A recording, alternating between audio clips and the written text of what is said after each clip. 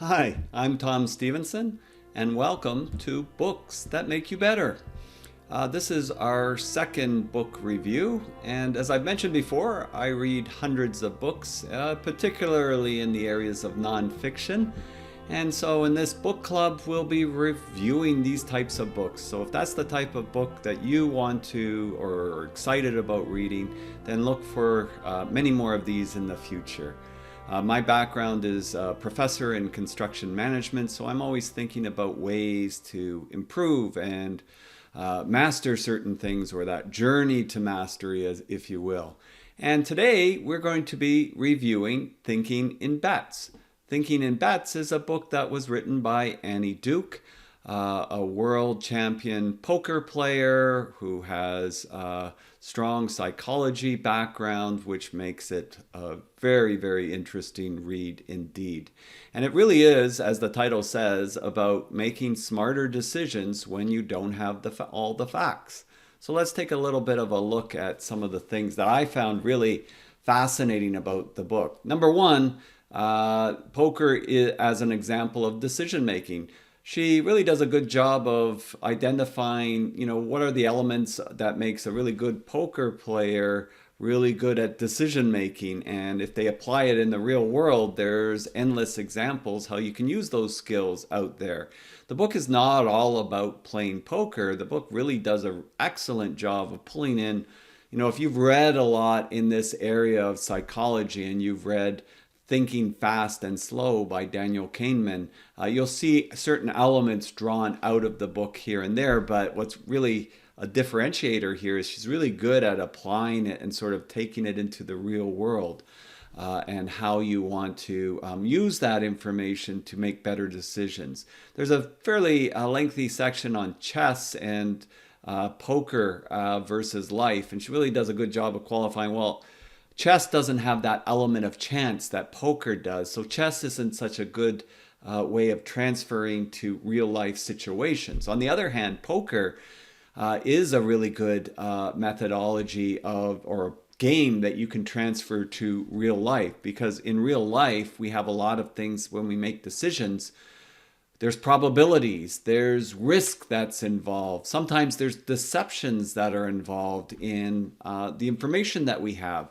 And me being a professor in construction management, I can see all kinds of things when we make decisions that we can make a decision and we think we're really smart and we're clever after the decision's made because we had a good outcome. Well, that may not be a good way to think about things. According to Duke, when she mentions those decision-making processes, she has a way of making things very simple, which I like, that you can interpret. So she uses the analogy of, well, you drive through a red light in a car and you make it to the other side and there was no accident. Does that mean you should go around driving through red lights? I don't think so. You better start thinking again about that. So there's the aspect of, well, you made a bad decision, but you had a good outcome. Well, I right away was thinking about, all right, in construction, you could have been building new homes, and you could be tearing down houses, buying them as an investment, and building a new home and sell it and make a big profit. But were you really good at deciding which homes, and did you really make that profit as a result of all your smart decisions? Maybe you bought that home just coming out of a down market and the real estate market was exploding and it really went well for you.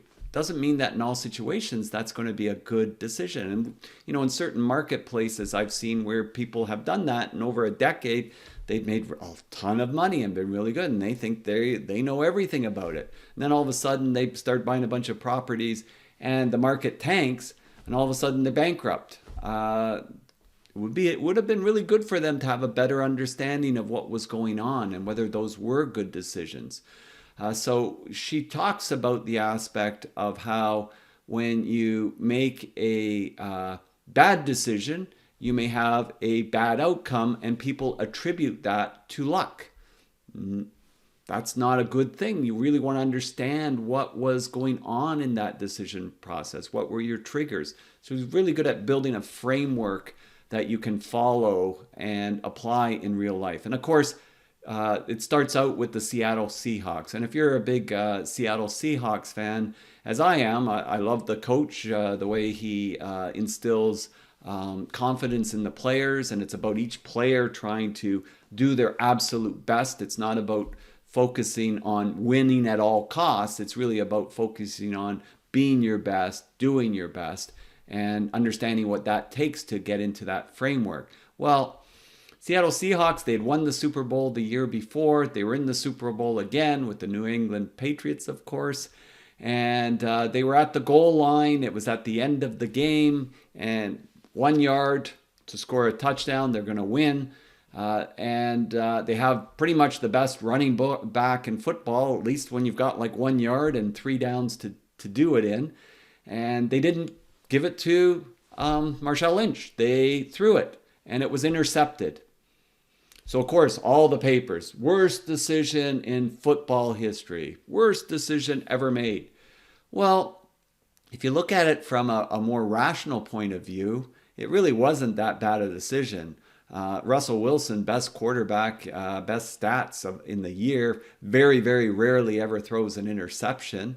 You look at the stats of his completion rate, you look at it that they still had other options after that particular throw. You look at it that if you're the New England Patriots, you're lining up to stop the running back, so you're putting all your efforts towards that. You look at all the breakdowns of it, really not a bad decision. And if Russell Wilson throws a completion, all of a sudden, Pete Carroll is the most brilliant tactical coach in history. Right? So newspapers, you got to be very careful about how things are reported on and those decision processes that go into play. And often, too, we make decisions based on what people might think instead of what our rationale, probabilities, and outcome is on those decisions. So I think it was a really stroke of genius to use that as the example, because that's what everybody thought, worst decision ever. Really, really poor. And I was even kind of upset. But when she broke it down and detailed it out, it did make a lot of sense. And it's also why somebody like Carroll, the coach, took it in stride, really didn't pay much attention to it after the fact, because he thinks differently and he knows that it was a good decision with a bad outcome. And we do get good decisions with bad outcomes. It might have been a small probability, but occasionally that's what happens. So I think if you're looking for a book that will really help you with your decision-making processes and provide a framework for that, I think this is an excellent book for you to look into. It helps you to just decouple your assessment of the quality of decision from the outcome. You've got a certain outcome, you can really then benefit from analyzing that. Just because you had a bad outcome doesn't mean it was a bad decision. But conversely, and in my background in construction, conversely, just because you had a good outcome doesn't mean that you made good decisions. A roofer on a roof, not working without a fall arrest, and they are fine, they don't fall off the roof, that doesn't mean that was a good decision.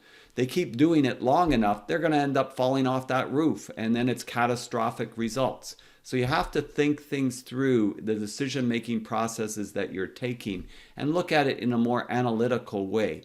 So don't attribute good outcomes to we are smart, right? Because then you don't even bother looking at it. It just builds in that confidence that you're smart, and you may have a lot of underlying errors. Much better to look at new habits towards making decisions, and the book is excellent at giving you a framework to do it. Plus, it's a really easy read, the way that she's a good storyteller, played millions of hands of poker, so really understands how you can use those influences and examples and then tying it to real life with her psychology background. So I think it's one of those rare books that brings that in. There's another excellent book that I'll do on a subsequent Books That Make You Better, and that's a book written by Maria Konnikova called The Biggest Bluff. Again, similar kind of backgrounds, but what's interesting about that book is Maria is starting out that she's going to use her psychology background to become a champion at poker. Annie Duke was already a champion at poker by the time this book came out, and she was, I think, retired at this point and written a number of books. There's another book that's a follow-up to this that I'm about halfway through that really gets into digging into the framework and developing that decision-making process. So we'll talk about that in the future, but I would give this definitely a 5 out of 5 star rating, 4.8, let's say, rating on books to read. Ties in other things. So if you're well read on this, you won't be disappointed. And if you're new to this, very simple concepts and applying to it. Good precursor to a thinking fast and slow kind of book. I'm Tom Stevenson, hoping that you enjoyed the books that make you better. And don't forget to click subscribe, and don't forget to click the little bell so that you'll be notified of new reviews.